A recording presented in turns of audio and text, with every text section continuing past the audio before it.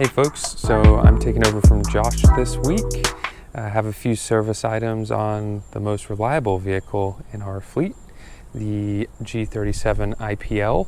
We're going to be doing some basic maintenance, just a quick oil change and top up the washer fluid, but thought we'd share that with you. You know, nothing too crazy on this car, but it does have a pretty large under tray that takes a little bit to remove.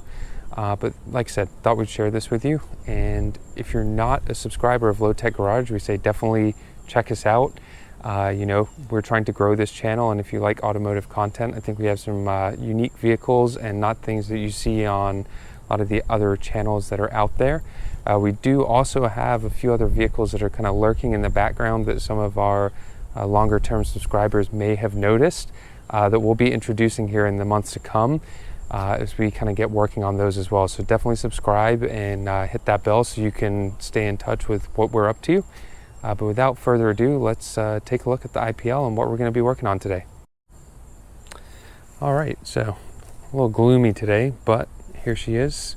Like I said, the G37 has been in the family for about 5 years now, maybe a little longer, and still to this day, no real issues. We just keep up on the maintenance, oil change, tires, brakes, stuff like that, and just keep soldering on. So that's why you don't see it on the channel too often. We will be doing just a basic service on it today. So we're going to be doing some, we got our jack stands, a little low profile quick jack, and we got our Mobile One. I guess they sell it now in 12 quarts in a plastic bag, like a bag of wine. So who knew? What a time to be alive. But high mileage 5W30 seems to work well for the car. We're kind of getting into the 100,000 mile range, and like I said, no issues, but we just like to kind of stick with the Mobile One products. Used it in a lot of our vehicles and really has given us no issues to date. And then we got some just regular washer fluid. We're down here in the south, so we do get bugs and stuff. We have a little bit of a bug wash in there too. And for me, I'm sticking with some gloves because I don't want to get oil all over my hands. So with that, I'm going to get the camera set up over here and, let's get started on this. All right, so we're going to start off with the washer fluid.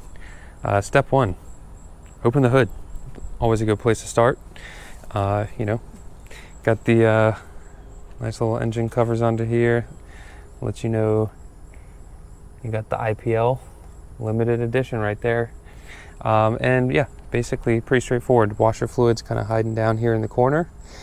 So we're just gonna flip the cap up, and we'll flip over to a different view here so we can get this topped up.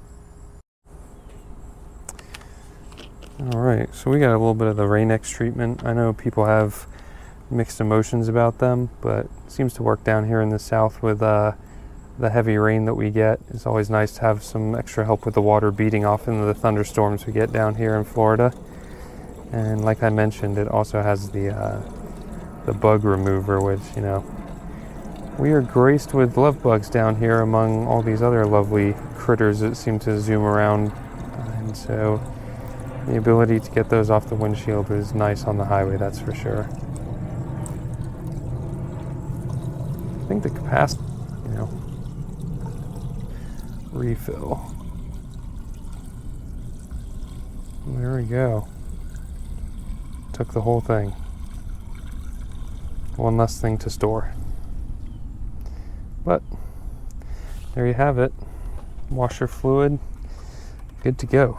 So if you're wondering where the washer fluid refill is on a G37, there you go, passenger side, right in the front.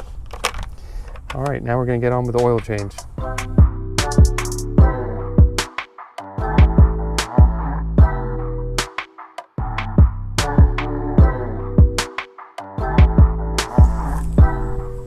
All right, so we got the car jacked up. I normally, let me see if we can get a light under here too. This might help.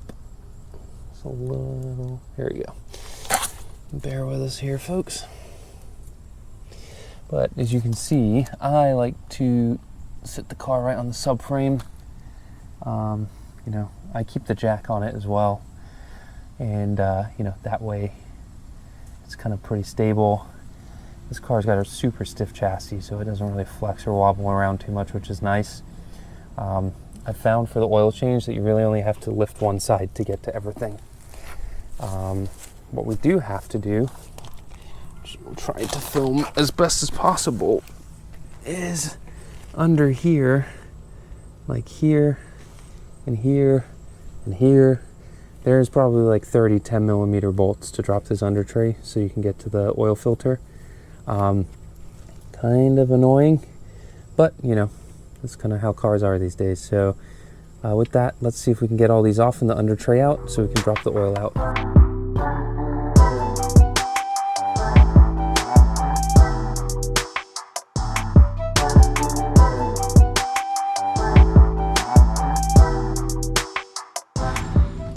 All right, so the under tray is off. I always inspect under here just to see if there's any oil residue or anything like that, because that lets me know if potentially I have a leak or anything else I might need to address. Again, kind of going back to my reliability comment, you know, we're approaching 100,000 miles and all there is some sand under here. So, you know, trusty old Infinitis, you know, not leaking, give us any issues by the looks of it at first glance. We do have, these are all the bolts, so like I said, there's a bunch of them. Highly recommend, if you can, investing in one of these electric ratchets. I've had this thing like 3 or 4 years, and the amount of time it saved me, it's a worthy investment. So check it out. You know, this one's a Milwaukee. It's only a 12 volt and it's awesome. I've, like I said, had it years and it's given me no issues. So with that, we're gonna get under here and let's take a look. Basically, we can see that the drain plug here, so we can reposition this a little bit real quick. There we go. All right, bear with me here, folks. Okay, so drain under here, ready to catch the oil, and then we'll get this oil coming out of here. All right, so the drain plug is a 14mm, and just because of space, I'm gonna just crack this before putting the drain pan under it. And just like all things with oil changes, you don't have to be a gorilla when you put these things on and, you know, impact them or anything like that. They have seals designed that, you know, they seal up with just kind of you leaning on it. So I'm gonna push the oil drain pan under here and then let's get the oil out. All right, so let's get the oil out of here.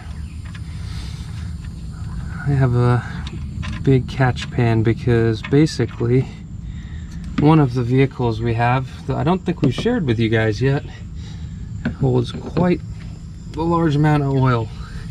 So this thing will hold 23 quarts and it stores it inside, which is nice too, so you don't have to worry about spilling or anything like that. I think just get the oil.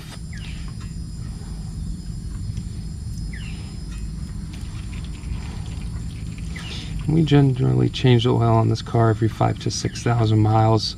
I think with the synthetic, there's no real issue with that mileage.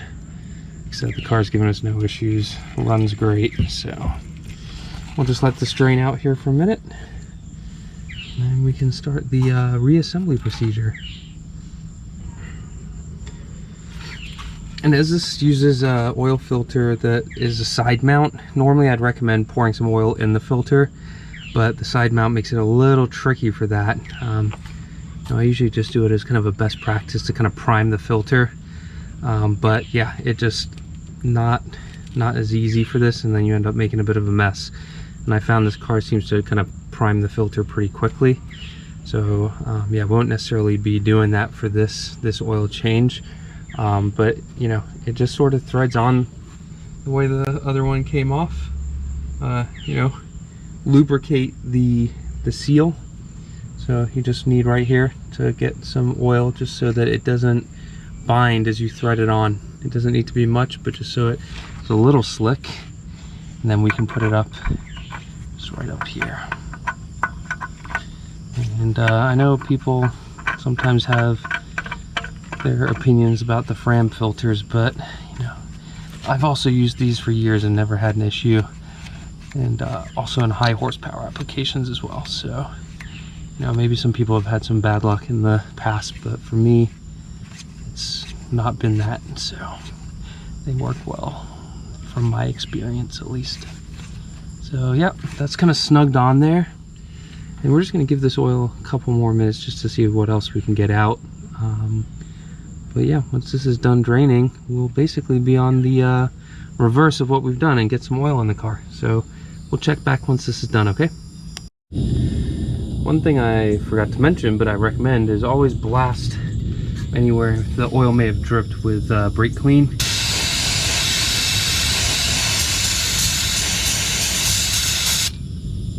My reasoning for doing this is twofold. One, obviously, you keep the engine nice and clean under here. But the other thing, as you saw, I checked to see if there were any leaks from the time between oil changes. And if you have the residue that you didn't wipe up from the change, then it could leave a mark, and you may think you have a leak when you don't. So let's give this another quick blast. Oh, and you know, if you're in the US, definitely get the stuff from Walmart. I buy it online, and you can get it for like $2. And I buy a case of 24 at a time. Now, if you go to the parts store, they want, you know, $4 or $5 for a can. But I just order it online from Walmart, and I get, yeah, like I said, a case of 12 or 24. And I just give it a quick wipe, and basically it looks new under here. Like I said, not bad for 100K. So now I'm going to put the under tray back on, and we're going to get the oil back in this thing, and yeah, how about that?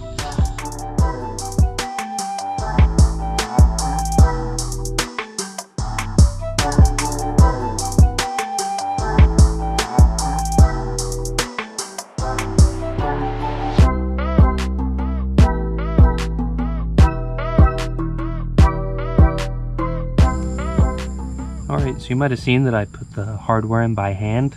I'm just cautious with the little electric ratchet. That thing has pretty good torque, and it's a real easy way to cross-thread all those little clips under there. So just kind of my best practice is start all the you really don't have to crank it too much, but it's just to locate the under tray in place.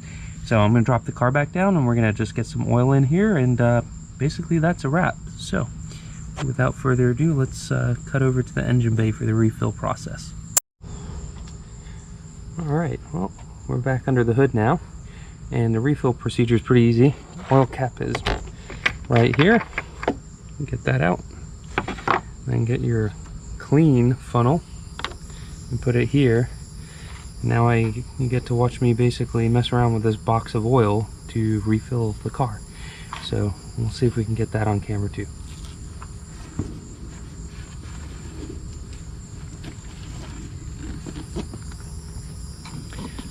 Alright, so basically it has a tap, so you might need two hands here to get it going. Here we go. There she goes. The nice thing is though, this is pretty cost effective. 12 quarts, just under 50 bucks. So in this car, that's basically 2 oil changes.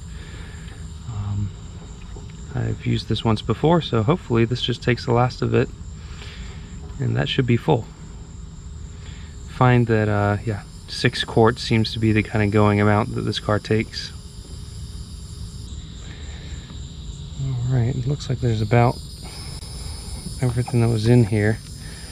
I'm going to start the car and dip the level and basically just check, but we'll report back on my findings from this oil in a second.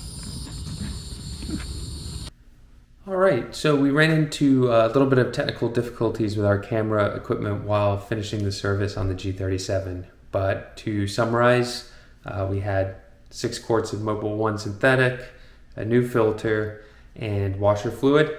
Like I said, the car is super reliable, but we are coming up on 100,000 miles on the car. So we're going to be doing some videos here in the weeks to come. Basically just service items. So we'll be doing a new serpentine belt and tensioner, so look out for a video on that. And also we're actually going to be putting some new brake rotors and pads on the car at the same time. Basically, again, they're just starting to get the slightest little shimmy when coming up to a stop. So probably time to get those replaced as well. We did have those turned in the past, and so I think they're just due for replacement. So yeah, I hope you guys liked today's video. Again, something a little bit different. The G37 doesn't show itself too often because of its reliability, but I know you guys like that. And yeah, please consider subscribing. We're really trying to grow the channel. We're just a couple of brothers working on the cars, and we just love sharing this with basically the world. So appreciate all your comments. We do try to basically reply to all of them, and feedback as well. So yeah, look out for our videos coming out. We try and post weekly, and yeah, thanks.